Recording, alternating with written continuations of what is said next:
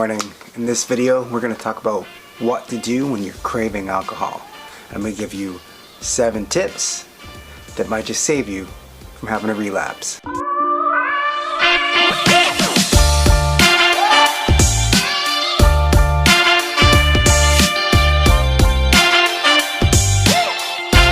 What's up, guys? I'm AC. I'm the Sober Life Coach, and I'm on a mission to help 1,000 people get sober and stay that way. Today, if you're watching this on the Facebook group, please like and share. If you're watching this on YouTube, please like, share, and subscribe to this channel because I do these videos every Monday, Wednesday, and Friday.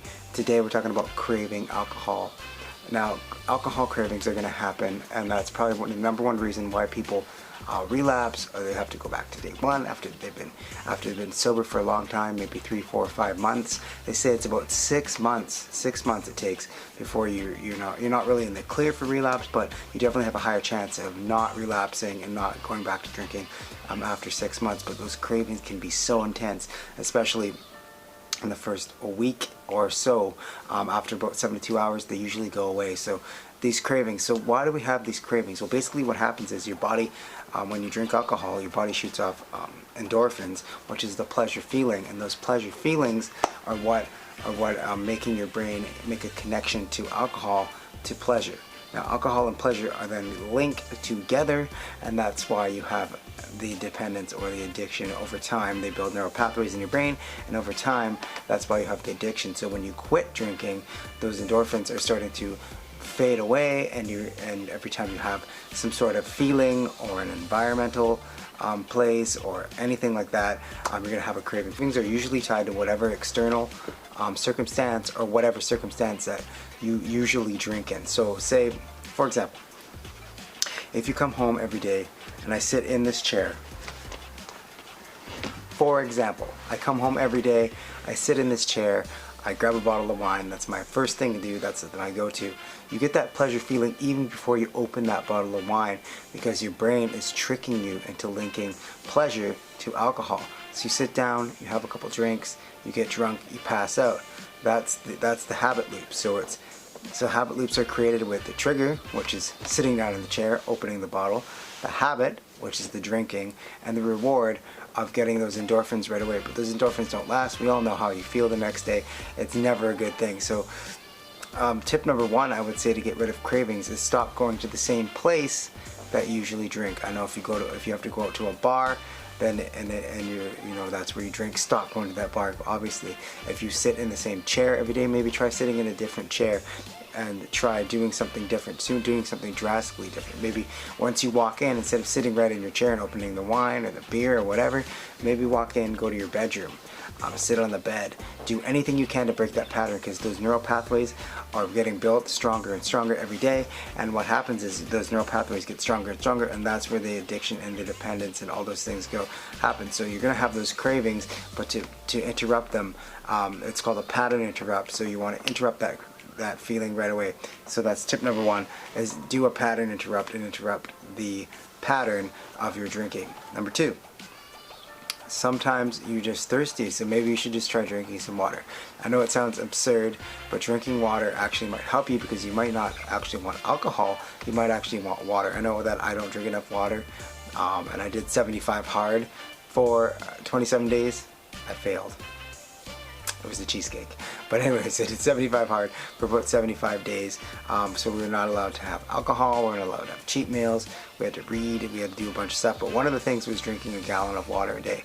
And I did not realize how much water I don't drink. So maybe you're just thirsty. So try taking a drink of water. You're going to want to, once you have a craving, you're going to want to breathe through those cravings. Sit with them, mull over them, and question your beliefs. I know that we have lots of we think we have lots of good feelings with alcohol, but do you really question those beliefs? Your beliefs are like a table with legs. Okay, you got 4 legs, and every time you have a belief like alcohol is good, alcohol is gonna be great, we're gonna have such a fun time drinking, what happens is you're strengthening those legs on the table. And what happens is, if you start questioning those beliefs, if you start questioning those things, you're starting to saw at the legs. You're starting to break those legs off, and eventually the table's going to get wobbly and it's going to break. So is alcohol actually going to do what it says it's going to do? or is it a liar? I'm pretty sure alcohol is a liar, because what happens is you believe that alcohol is going to give you this wonderful endorphin rush. You believe that it's going to be so great. It's only great for a little while, because you only get that endorphin rush at first, and then it starts giving you anxiety. It starts jacking up your brain. It starts doing all sorts of nasty stuff to you after that first drink. The first drink is the best one, because it wants you to keep you drinking and keep you going with the alcohol. So question your beliefs. Write down, take a piece of paper and write down all the things that you feel that you believe about alcohol. All the things, everything you believe about alcohol, and look at those things. Are they true? Is it true that it's going to give you happiness? Is it true that, every time you drink you're going to be happier? All those things, because what happens is you're breaking down those table legs. So question your beliefs. Question your belief in alcohol.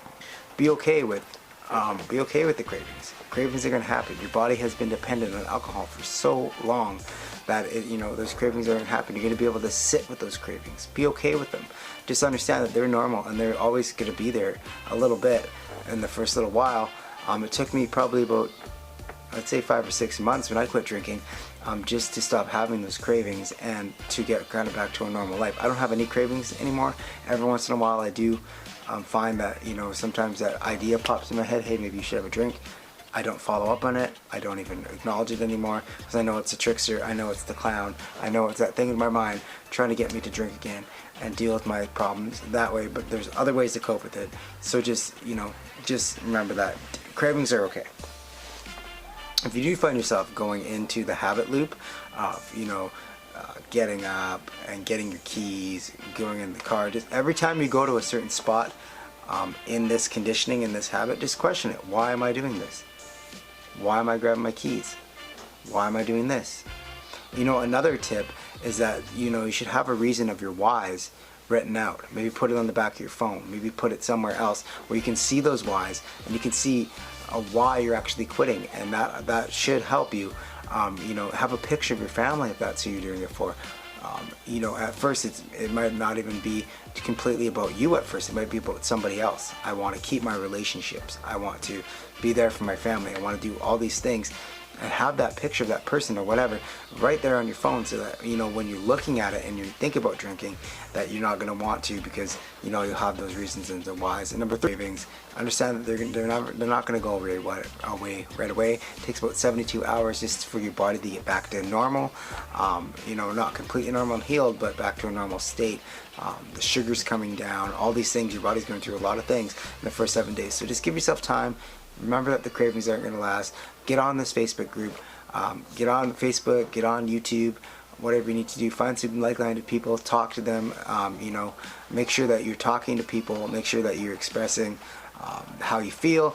And there's lots of people out there that are going to help you out and hopefully stop you from relapsing or drinking. Instead of drinking, what are you going to do now? Because what happens is you have this void, and you have this void. So you have the trigger, that habit, the reward. So the trigger happened, you didn't do it, but now what's the habit going to be? What are you going to do? You have so much extra time. Are you going to read books? Are you going to get on here and help other people? Are you going to go on a Facebook group like the one I have on Facebook and help other people get over this addiction? Are you going to spend your time writing, reading, drawing, whatever your passion is? You got to find a passion. You got to find a habit. You got to find something to replace that with the alcohol, and that's definitely going to help you. I would also, if I was you, I would get all the alcohol out of the house for the first little while. Just so you're not tempted. Make it. I'm AC, the Sober Life Coach. If you like this video, please share it on my Facebook group, AF Breakthrough. You can find us there. You can find us here on YouTube. You can subscribe and like and share this channel as well. I'm on a mission to help 1,000 people get sober today. Please like, share, and subscribe. Have yourself some meaningful day. Share this video. And remember, if you just do 1% better every day, that's 365% a year, and that's pretty damn good. Stay sober. Get your life back. Have a meaningful day.